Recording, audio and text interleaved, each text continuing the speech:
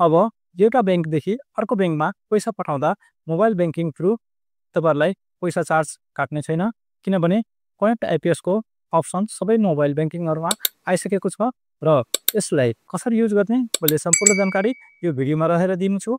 यदि तपाईहरु हाम्रो च्यानलमा नयाँ हुनुहुन्छ भने च्यानललाई सब्स्क्राइब गर्नु होला किनभने मैले तपाईहरुको लागि यस्तै खालको भिडियोहरु प्रत्येक हप्ता बनाएर अपलोड गरिराखेको हुन्छु र तपाईहरुलाई बुझ्न सजिलो हुनको लागि मैले मोबाइल स्क्रिनबाट देखाउन गइराखेको छु।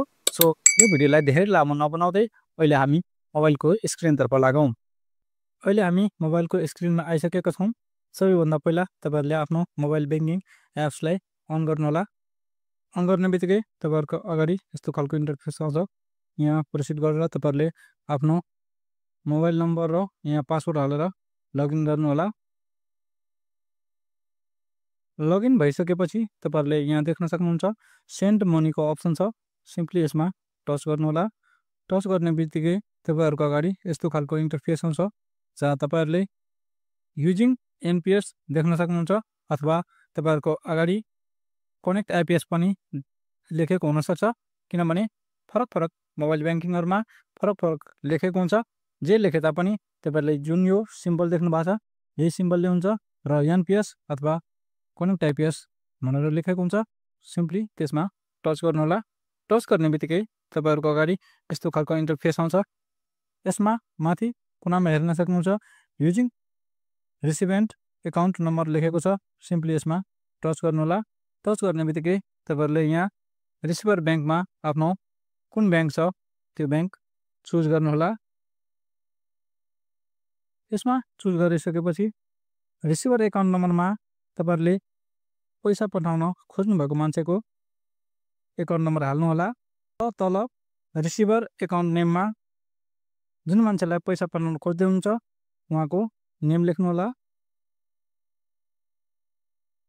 यसरी एकाउन्ट नम्बर नेम र रिसिभर बैंक चुज गरिसकेपछि तपाईहरुले यहाँ तल कति पैसा पठाउन खोज्नुहुन्छ त्यति पैसा लेख्नु होला र यति लेखिसकेपछि तल रिमार्कमा तपाईहरुले ओके अथवा के आफ्नो नाम समथिङ केही जे लेख्न मन लागेको छ रिमार्कमा त्यो लेखेर प्रोसिड गरिदिनु होला। यति गरिसकेपछि तपाईहरुले यहाँ तल देख्न सक्नुहुन्छ चार्जमा 2 रुपैयाँ काटेको छ। कुनै मोबाइलमा के हुन्छ भने एउटा मोबाइल बैंकिङदेखि अर्को मोबाइल बैंकिङमा 0 रुपैयाँ पनि काट्छ, कुनैमा 2 रुपैयाँ काट्छ, कुनैमा 3 रुपैयाँ पनि काट्छ। सो यसरी पैसा काट्न सक्छ। जस तपाईहरुलाई 11 रुपैयाँ जुन काट्थ्यो एउटा मोबाइल बैंकिङदेखि अर्को मोबाइल बैंकिङमा पठाउँदा सेम बैंक हुँदा चाहिँ चार्ज काट्दैन भने यसमा अदर बैंक भएको कारणले गर्दा पैसा 11 रुपैयाँ काट्थ्यो भने यसलाई कनेक्ट आईपीएस थ्रु अथवा युजिङ आईपीएस बाट गर्नुभयो भने तपाईहरुलाई चार्ज काट्दैन। सो काटे पनि यसै 2 रुपैयाँ 3 रुपैयाँ मात्रै काट्छ।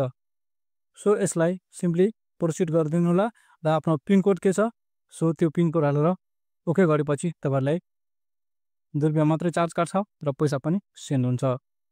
यदि यो भिडियो तपाईहरुलाई इन्फर्मेटिभ लागेको छ भने भिडियोमा लाइक कमेन्ट र च्यानललाई सब्स्क्राइब गर्नु होला।